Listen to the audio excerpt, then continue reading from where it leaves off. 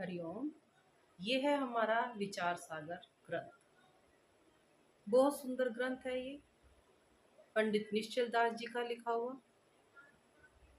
सच बताएं तो पूरा व्याकरण बहुत सुंदर तरीके से इसमें निरूपण किया गया है ब्रह्म का। तो एक श्लोक इसमें से हम बोलने जा रहे हैं। दोहा कहो, श्लोक कहो।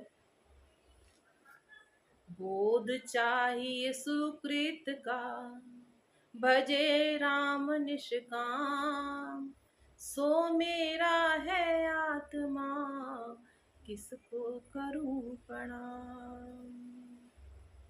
बोध चाहिए सुकृत का। अगर परमात्मा को बोध चाहिए, अगर परमात्मा को जानना चाहते हो तो भजो राम निष्काम। राम को निष्काम भाव से पूजते रहो, पूजते रहो, पूजते रहो, निष्काम भाव से।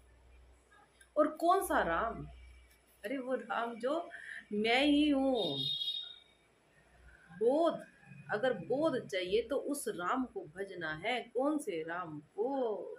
जो मैं ही हूँ, उस राम को भजना है। और फिर क्या कह रहे हैं इसके अंदर? सो मेरा है आत्मा, काकू करूँ प्रणाम। वो मेरा ही आत्मा है, मैं ही हूँ, तो किसको प्रणाम करूँ? दो बनते ही नहीं है। अगर कभी आप देखते भी होंगे ना, हम किसी को हाथ जोड़कर प्रणाम करते हैं तो पहला प्रणाम अपने आप को ही होता है। हमारा पहला प्रणाम अपने आप को ही है। तो ऐसे प्रणाम क्यों? अपनी आत्मा को सबसे पहले प्रणाम। मयमेव मना। तो इसी तरह से अपने मन को, अपनी बुद्धि को, स्वयं को पहले प्रणाम हो रहा है तो परमात्मा को ही प्रणाम हो रहा है।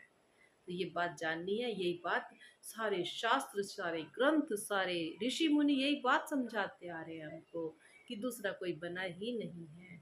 आत्मा एक ही है। जो कुछ दिखाई भी दे रहा है ना, दो दो दिखाई भी दे रहे हैं, तो वो मेरा ही विस्तार है। मैं ही हर रूप में दिखाई दे रहा हूँ। पहला तो ज्ञान ये देते हैं और उसके बाद बताते हैं कि दूसरा कोई है ही नहीं, मैं के अलावा कोई है ही नहीं, दूसरा ज्ञान ये। और उसके बाद फिर कहते हैं कि मैं भी नहीं हूँ, कुछ है ही नहीं, कुछ है ही नहीं, कुछ है ही नहीं।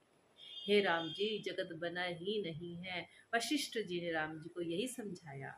और जब ये बात समझ में आ गई राम को, तो कुछ बचा ही नहीं। अब वो काम कर रहे हैं, राज्य को संभाल रहे हैं, निष्काम भाव से, निष्काम भाव से संभाल रहे हैं। हरिओम।